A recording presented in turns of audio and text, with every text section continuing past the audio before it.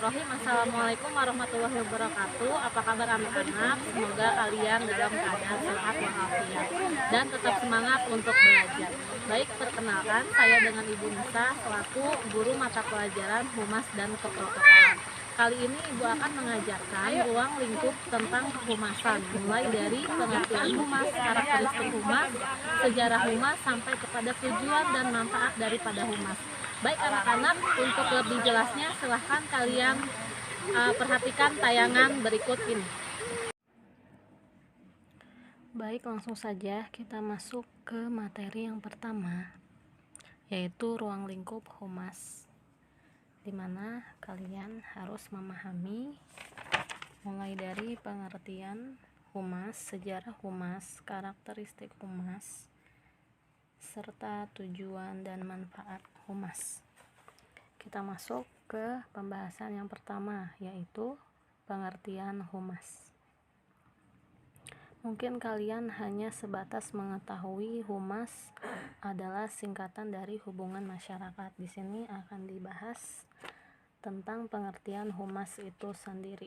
Yang pertama, menurut Katlib dan Center, humas adalah suatu kegiatan pengomunikasian informasi, gagasan, serta pendapat dari suatu lembaga kepada publik, dan sebaliknya dari publik kepada lembaga. Nah, di sini dijelaskan bahwa humas itu merupakan suatu kegiatan komunikasi untuk menyampaikan suatu informasi, gagasan, atau pendapat dari suatu lembaga. Lembaga itu bisa lembaga pemerintah maupun lembaga swasta kepada publik. Publik itu siapa? Publik itu bisa masyarakat pada umumnya, bisa juga pimpinan, staf karyawan yang ada di perusahaan tersebut, atau bisa juga pelanggan, pemasok, serta pemerintah. Nah, yang kedua, menurut Sirait, humas adalah suatu aktivitas yang dilakukan oleh industri, perserikatan, perusahaan, perhimpunan, jawatan pemerintah, atau organisasi lainnya untuk menciptakan dan memelihara hubungan yang sehat dan bermanfaat dengan masyarakat tertentu dan masyarakat pada umumnya dengan maksud menyesuaikan diri dengan keadaan sekitar. Menurut Sirait pun pengertian humas hampir sama di sini, tetapi penekanannya kepada memelihara hubungan yang sehat dan bermanfaat dengan masyarakat tertentu atau masyarakat pada umumnya.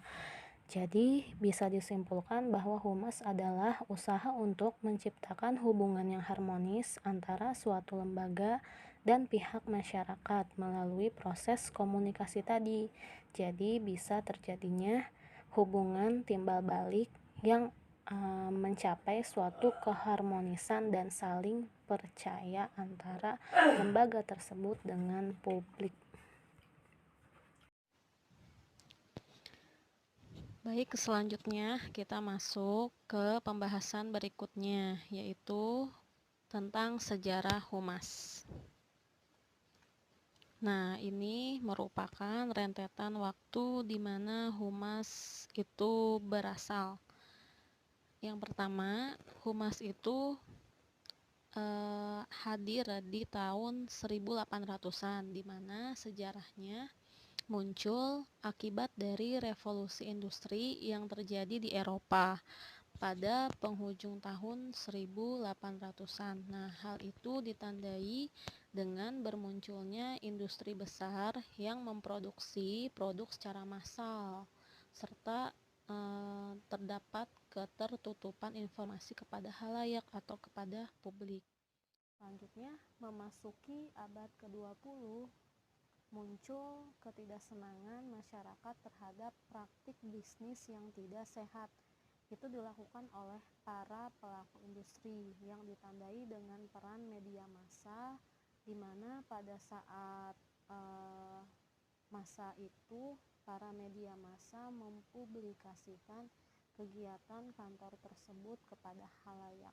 Nah, dengan terkait hal tersebut, banyak perusahaan nih yang mulai mendatangkan ahli-ahli komunikasi atau disebut sebagai pakar humas untuk menetralkan isu-isu atau berita-berita negatif yang bisa merugikan citra perusahaan mereka di mata publik. Di tahun 1903 barulah muncul tokoh pelopor awal kemunculan humas modern yang menjadikan ahli komunikasi sebagai agen pers. Nah, di mana tokoh pelopor ini atau tokoh pelopor humas ini adalah Ivy Leadbeaterly. Nah, Ivy Leadbeaterly ini bersama rekannya George Parker membuka kantor publisitas atau publicity office. Mereka menangani banyak kasus, salah satunya yang terkenal adalah menangani pemogokan pekerja tambang batu bara. Dengan kasus tersebut akhirnya menerbitkan suatu pernyataan prinsip di mana di pernyataan prinsip tersebut menyatakan bahwa individu dengan perusahaan akan bersikap terbuka dan jujur dalam berhubungan dengan halayak atau publiknya. Selanjutnya, di Indonesia, humas itu dikenal pada tahun 1950-an, di mana saat itu Indonesia sudah diakui kedaulatannya oleh Kerajaan Belanda pada tanggal 27 Desember 1949. Nah, pada saat itu pula Indonesia baru memindahkan pusat ibu kotanya dari Yogyakarta ke Jakarta. Nah, itu merupakan sejarah singkat tentang humas.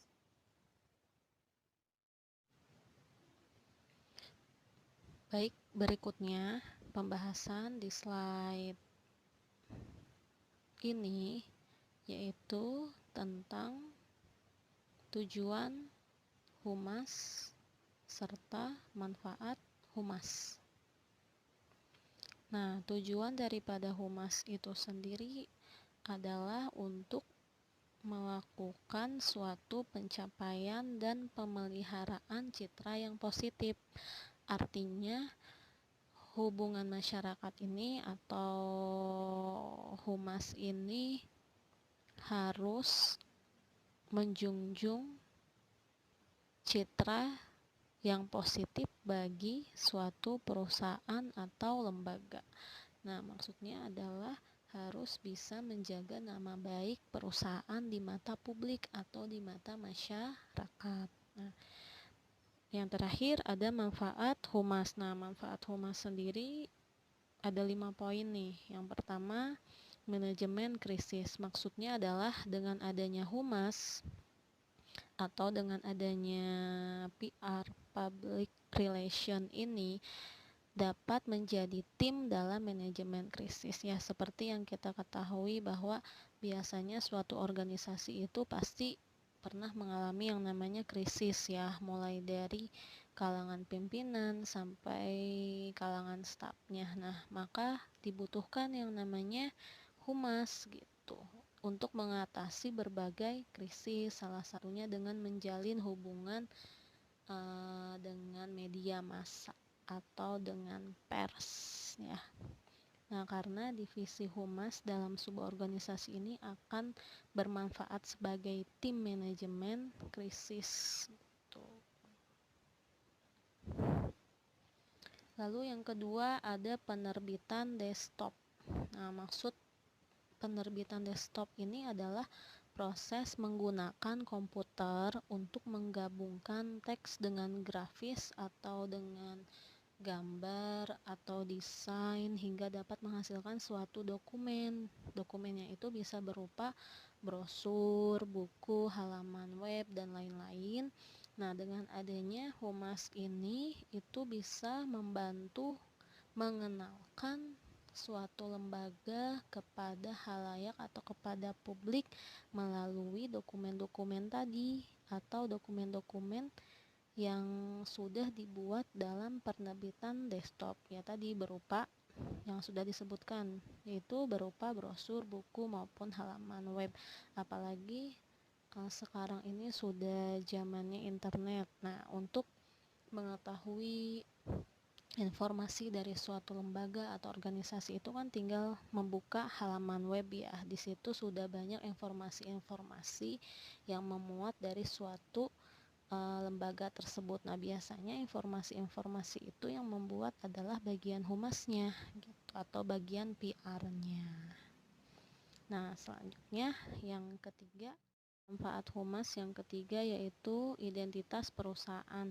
Nah, maksud daripada identitas perusahaan di sini adalah ketika dengan adanya humas itu bisa menjadi pembuat identitas dari suatu perusahaan atau membuat jati diri dari suatu perusahaan, kan seperti yang kita ketahui bahwa humas itu merupakan bagian dari suatu perusahaan ya, sebagai suatu perwakilan atau bisa dikatakan sebagai cerminan dari perusahaan tersebut. Nah, ketika humasnya bekerja dengan baik, maka itu pun bisa mencerminkan suatu perusahaan tersebut atau suatu jati diri dari perusahaan tersebut.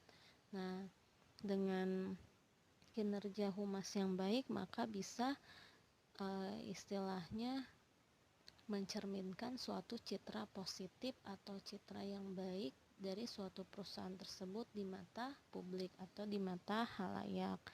Nah, selanjutnya yang keempat adalah hubungan parlemen. Nah, hubungan parlemen di sini maksudnya adalah humas bisa menjadi perantara dalam hubungan parlemen. Nah, perantaranya maksudnya perantara di sini dengan hubungan parlemen itu apa sih? Nah, hubungan parlemen di sini adalah hubungan antar beberapa organisasi baik secara langsung maupun dengan perantara.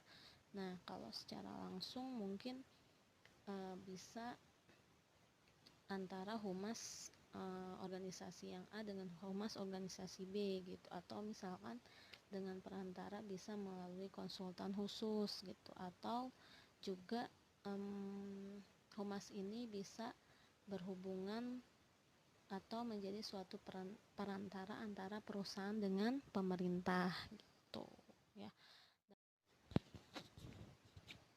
Baik, kita lanjutkan. Manfaat humas yang terakhir adalah hubungan finansial. Nah, hubungan finansial di sini maksudnya adalah humas dapat menjadi perantara dalam hubungan finansial atau dalam hubungan di bidang keuangan, di mana suatu perusahaan atau organisasi itu pasti membutuhkan humas yang khusus beraktivitas di bidang keuangan dan operasional bisnis sebuah perusahaan. Nah, biasanya humas ini bisa mendukung atau membantu rencana perusahaan untuk ikut serta, contoh di dalam bursa saham atau dalam penanaman saham. Nah, lalu juga bisa memberikan dukungan saat membuat laporan keuangan. Nah, itulah pemaparan penjelasan ruang lingkup humas di pertemuan ini. Nanti kita lanjutkan di pertemuan berikutnya. Terima kasih. Baiklah anak-anak, sekian materi pembahasan kali ini. Semoga kalian bisa memahami penjelasan yang telah Ibu sampaikan. Untuk materi berikutnya, kita akan bertemu lagi di pertemuan selanjutnya. Terima kasih. Assalamualaikum warahmatullahi wabarakatuh.